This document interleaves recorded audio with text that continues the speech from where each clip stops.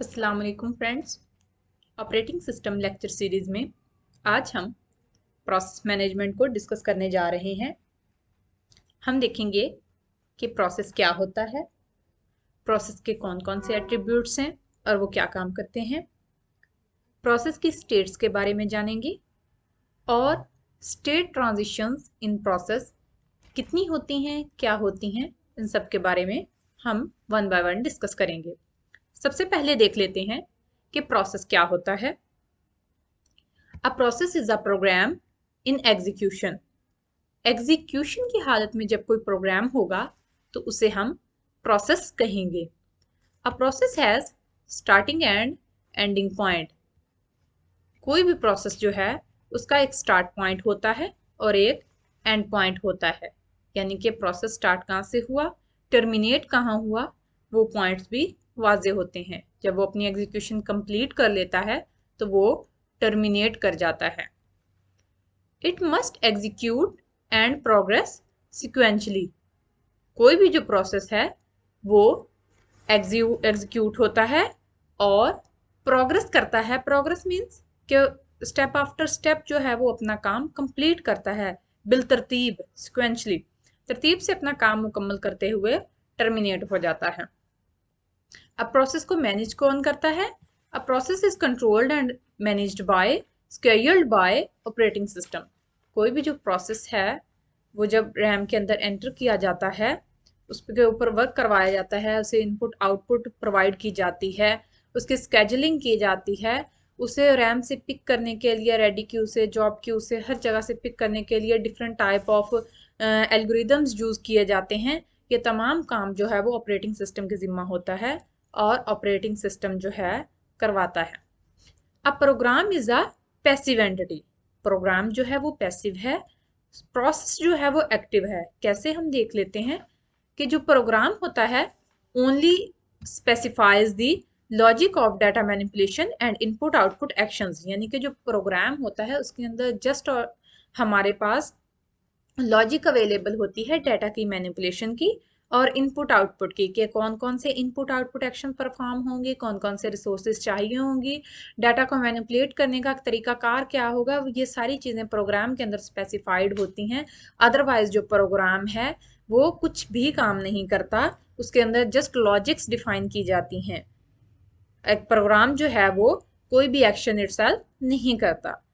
जो हमारे पास प्रोसेस है वो हमारे पास एक एक्टिव एंटिटी है और यह सिस्टम के रिसोर्सेज भी यूज करता है। It performs the actions specified in the program, यानी कि प्रोग्राम के अंदर जो यूजर ने उसे इंस्ट्रक्शंस दी हैं वो तमाम एक्शंस को जो है वो परफॉर्म करता है और उसी के अकॉर्डिंग वर्क करता है, अपनी तरफ से कोई काम नहीं करता। नेक्स्ट हमारे पास है प्रोसेस के एट्रीब्यूट्स। प्रोसेस के एट्रीब्यूट्स में क्या क्या शामिल है? प्रोसेस के एट्रीब्यूट में प्रोग्राम काउंटर शामिल है।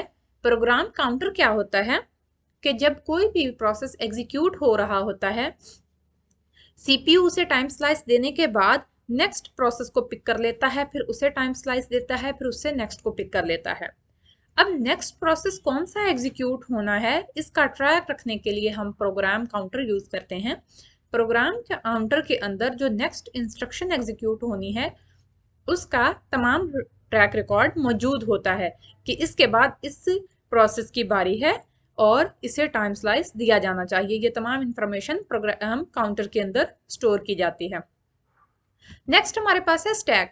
स्टैक हमारे पास मेमोरी होती है जो किसी भी प्रोसेस का टेम्परेरी तौर पर, आर्जी तौर पर जो है वो डाटा, प्रोसेस की स्टेट वगैरह सेव करने के लिए और स्टैक यूज की जाती है। वो इसके अंदर स्टोर कर दिया जाता है ताकि जब वो प्रोग्राम कॉन्टेक्स्ट स्विचिंग जब हो रही होती है, नेक्स्ट टाइम जब प्रोग्राम आएगा तो प्रोसेस आएगा तो वो यहाँ से अपना डाटा पिक करके अपनी लास्ट स्टेट जो है वो पिक कर लेगा और एग्जीक्यूट होना शुरू हो जाएगा। डाटा सेक्शन हमारे पास होता है। डाटा सेक्शन क्या है? इसके अंदर हमारे पास ग्लोबल वेरिएबल्स होते हैं। ग्लोबल वेरिएबल जो पूरे प्रोसेस के अंदर यूज हो रहे होते हैं ग्लोबली, उनको ग्लोबल वेरिएबल कहते हैं और यहाँ पर वो डाटा सेक्शन के अंदर जो है वो सेव करवाए जाते हैं। हीप क्या होती है? हीप भी हमारे पास एक मेमोरी है, ये डायनामिकली एलोकेट की जाती है। डायनामिकली मतलब कि जब कोई प्रोसेस एग्जीक्यूट हो रहा होता है और at the time of execution उसे मजीद मेमोरी की ज़रूरत पड़ती है तो हम उसे हीप मेमोरी एलोकेट करते हैं। उसको यूज़ करते हुए वो अपना काम जो है वो परफॉर्म कर लेता है, अपनी एग्जीक्यूशन कर लेता है और टर्मिनेट हो जाता है। नेक्स्ट हमारे पास है प्रोसेस के स्टेट्स, कि जब एक प्रोसेस बनता है, क्रिएट होता है, मेमोरी में जाता है, एग्जीक्यूट होता है, ख़त्म हो जाता है, इस दौरान वो किन किन स्टेट से होकर गुजरता है।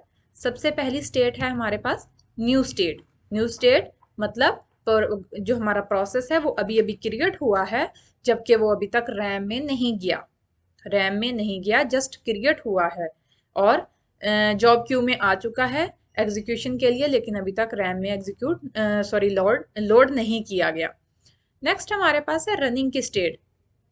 रनिंग स्टेट मींस कि प्रोसेस जो है वो एग्जीक्यूट हो रहा है, रैम ने उसे पिक कर लिया है, इस वक्त प्रोसेस रैम में है और सीपीयू इस पर वर्क कर रहा है, प्रोसेस रनिंग के स्टेट में है। वेटिंग के स्टेट में प्रोसेस कब जाता है, जब प्रोसेस को किसी इनपुट आउटपुट डिवाइस की जरूरत पड़ती है या किसी इवेंट के अकर होने की जरूरत पड़ती है, तो प्रोसेस जो है वो वेटिंग की स्टेट में चला जाता है। वेटिंग स्टेट में जाने के बाद वो अपना इनपुट आउटपुट परफॉर्म करता है और जब वो परफॉर्म कर लेता है तो वो फिर से विलिंग होता है कि उसे दोबारा से रैम में लोड किया जाए और उसके बाद वो रेडी क्यू में आ जाता है, यानी वो रेडी की स्टेट में आ जाता है ताकि उसे अगेन यहाँ से पिक करके रैम में डाला जाए और एग्जीक्यूट किया जाए। जैसे ही प्रोसेस अपनी तमाम जो इंस्ट्रक्शंस हैं उनको कंप्लीट कर लेता है, उन पे अमल कर लेता है, तमाम काम खत्म कर लेता है, तो वो टर्मिनेट किया जाता है। टर्मिनेट के स्टेट को हम एग्जिट भी कहते हैं, हॉल्ट भी कहते हैं। तो जब प्रोसेस कंप्लीट हो जाता है उसे टर्मिनेट कर दिया जाता है।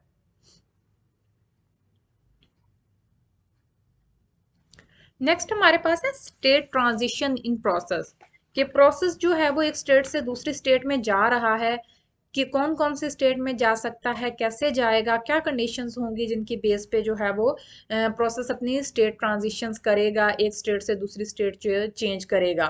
उसमें सबसे पहले है हमारे पास न्यू टू रेडी, यानी कि जब प्रोसेस जो है वो क्रिएट हो गया तो उसके बाद जो है वो रेडी क्यू में डाल दिया जाता है।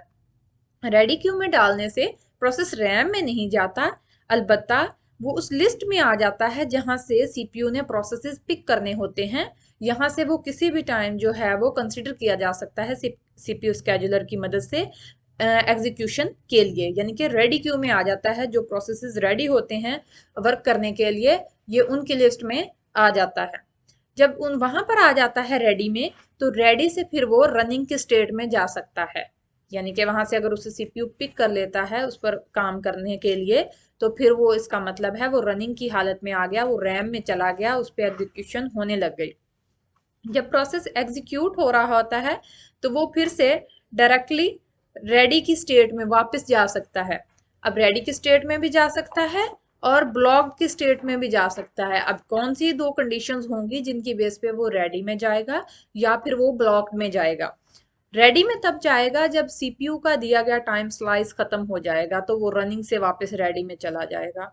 ब्लॉक्ड में, इसको हम वेटिंग स्टेट भी कह सकते हैं ब्लॉक्ड को, ब्लॉक में तब जाएगा जब जो है हमारे प्रोसेस को किसी इनपुट आउटपुट की जरूरत पड़ेगी, किसी इवेंट के अकर होने की जरूरत पड़ेगी, तब वो ब्लॉक की सूरत हाल में चला जाएगा, उसको ब्लॉक कर दिया जाएगा, वेटिंग में लगा दिया जाएगा जब तक उसका इनपुट आउटपुट परफॉर्म होगा। उसके बाद जब वो कंप्लीट कर लेगा अपना इनपुट आउटपुट तो वो अगेन रेडी में आ जाएगा और रेडी से अगेन रनिंग में जाएगा जैसे ही सीपीयू से अवेलेबल होगा।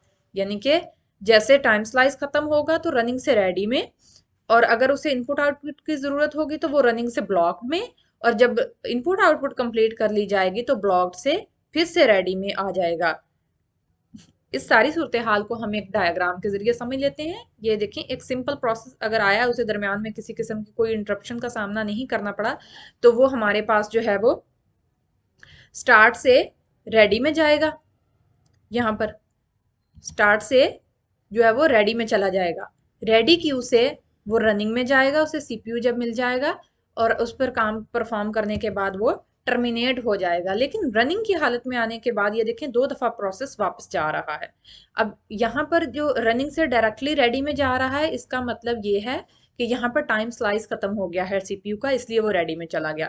लेकिन रनिंग से वेट की हालत में कब जा रहा है, जब उसे इनपुट आउटपुट परफॉर्म करने की जरूरत पड़ी है, तो इसलिए वो रनिंग से वेट में जा रहा है। जैसे ही उसका इनपुट आउटपुट परफॉर्म हो जाएगा तो वो अगेन जो है वो हमारे पास रेडी की हालत में चला जाएगा। यहाँ से जो है वो उसे दोबारा पिक कर लिया जाएगा एग्जीक्यूशन के लिए, और जैसे ही उसकी एग्जीक्यूशन परफॉर्म होगी उसे अगेन टर्मिनेट कर दिया जाएगा। उम्मीद है आपको प्रोसेस मैनेजमेंट, उसकी स्टेट्स, उसकी ट्रांजिशंस अच्छे से समझ में आ गई होंगी।